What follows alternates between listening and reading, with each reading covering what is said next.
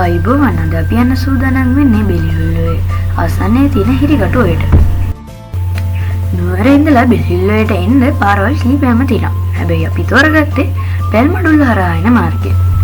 මොකද අපි කලින් දවසේ පැල්මඩුල්ල සංචාරය කරලා පහුවදා තමයි හිරිකටුවේට ගියේ.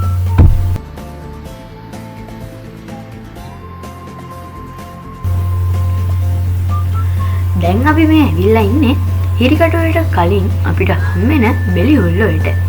මේ පල්ලෙහායින් ඔයාලට පේන්නේ අන්නේ බෙලිහුල්ලුව.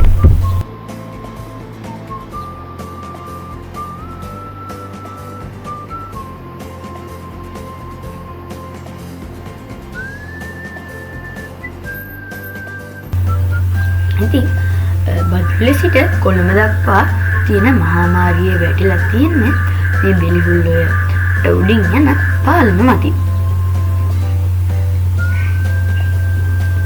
ඔයාලට පේනවා ඇති මේ දවස්වල මේ වැස්ස නිසා බෙලිහුල්ලුවේ වතුර මට්ටම ඉහළ ගිහිල්ලා තියෙනවා කියලා.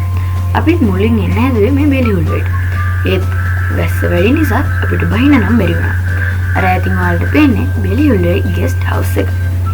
ඉතින් මේ බෙලිහුල්ලුවේ පාලමේ ඉඳන් කිලෝමීටර් 1කමාරක් විතර ඉස්සරහට ගියාම අපිට හම් වෙනවා නන්පේරියල් ස්ටේට් හන්දිය.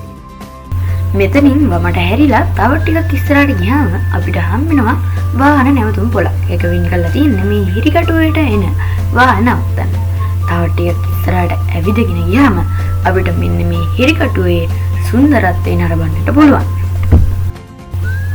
මේ විදියට සුන්දරත්වය නරඹන ගමන් මෙතන දියනන්න ඔයාලට ඉඩකඩ තියෙනවා.